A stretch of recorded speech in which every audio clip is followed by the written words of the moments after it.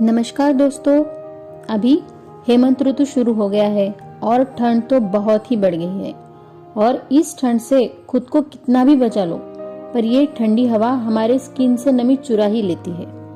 इससे बचाव के लिए हम महंगे महंगे बॉडी लोशन लगाते हैं, जिससे सिर्फ थोड़ी देर के लिए स्किन का ड्राइनेस कम होता है और फिर कुछ घंटे बाद वही ड्राइनेस वापस आ जाती है। स्किन ड्राई होने से खुजली भी होती है, स्किन डल दिखने लगती है। इन सभी से छुटकारा पाने के लिए आयुर्वेद में एक हाईली इफेक्टिव नुस्खा बताया है, वो है अभ्यंग। अभ्यंग ये शब्द हम सिर्फ दिवाली के दिनों में यूज करते हैं और अभ्यंग स्नान के नाम पर सिर्फ उपटन लगाते हैं। अभ्यंग मतलब शरीर को तेल लगाकर मालिश करना, और उपटन लगाने को आयुर्वेद में उद्वर्तन कहा जाता है। और उद्वर्तन हमेशा अभ्यंग करने के बाद करने के लिए बोला है, क्योंकि उपटन से स्किन को ड्राइनेस आता है, इसलिए अभ्यंग के बाद उपटन लगाने के लिए बताया है।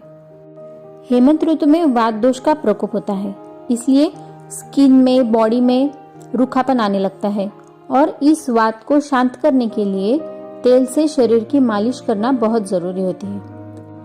हमारी त्वचा में वात दोष का आधिक्य होता है और हमें जो टच, स्पर्श महसूस होता है वो हमारे स्किन के थ्रू ही हमें समझता है, इसलिए त्वचा को स्पर्शनेंद्रिय भी कहा जाता है। स्किन हमारे शरीर का सबसे बड़ा ऑर्गन कहा जाता है और इसका ख्याल रखने के लिए अभ्यंग मतलब तेल से मालिश करना बहुत ही इजी प्रोसीजर है, जो हम घर पे भी कर सकते हैं। तो अब हम देखेंगे कि अभ्यंग कब करना है। तो आयुर्वेद में आचार्य वाग्भट कहते हैं कि अभ्यंग प्रतिदिन करना चाहिए, मतलब रोज करना चाहिए। अगर हम रोज नहीं कर सकते हैं तो 1, 2 या 3 दिन में एक बार भी कर सकते हैं, पर ठंडी के दिनों में रोज अभ्यंग करना लाभदायक होता है। और अभ्यंग के बाद बिना साबुन लगाए उपटन लगाने से तेल जो है वो स्किन में अच्छे से एब्सॉर्ब भी होता है और तेल की चिकनाहट भी कम हो जाती है। इससे हमारी स्किन दिन भर मॉइस्ट रहती है और बॉडी लोशन लगाने की जरूरत नहीं पड़ती है। अभ्यंग हम 10, 15 या 20 मिनट तक कर सकते हैं। अभ्यंग पूरे शरीर को ही करना चाहिए, पर आयुर्वेद में अभ्यंग के कुछ प्रमुख स्थान बताए हैं। वो है शीर, श्रवण और पाद, मतलब सिर, कान और पैर के तलवों में विशेष रूप से अभ्यंग करने को बताया है।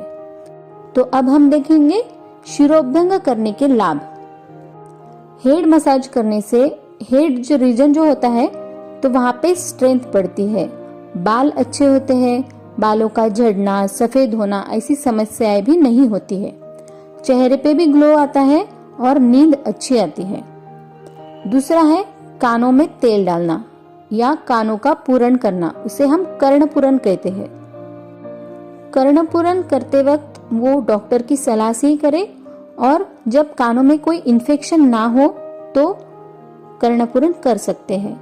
रोज कानों में तेल लगाना हो तो उंगली अच्छे से धोकर उस उंगली से तेल को कानों में लगा सकते हैं। कानों में तेल लगाने से सिर दर्द, गर्दन का दर्द, कानों का दर्द कम हो जाता है और कर्णनाद मतलब टिनिटस भी कम होता है। अब देखेंगे पादाभ्यंग, मतलब पैरों के तलवों की तेल से मालिश करने से पैर कोमल और मुलायम होते हैं, उनकी स्ट्रेंथ भी बढ़ती है। पैरों में होने वाले वातज विकार नष्ट होते हैं, फटी एड़ियां ठीक होती है, साइटिका में भी लाभ होता है, नींद अच्छी आती है और हमारे आंखों की रोशनी भी बढ़ती है, चश्मे का नंबर कम हो जाता है। ये थे पादाभ्यंग, शिरोभ्यंग और कर्णपूरण के फायदे। अब हम देखेंगे कि पूरे शरीर को अभ्यंग करने के फायदे क्या होते हैं।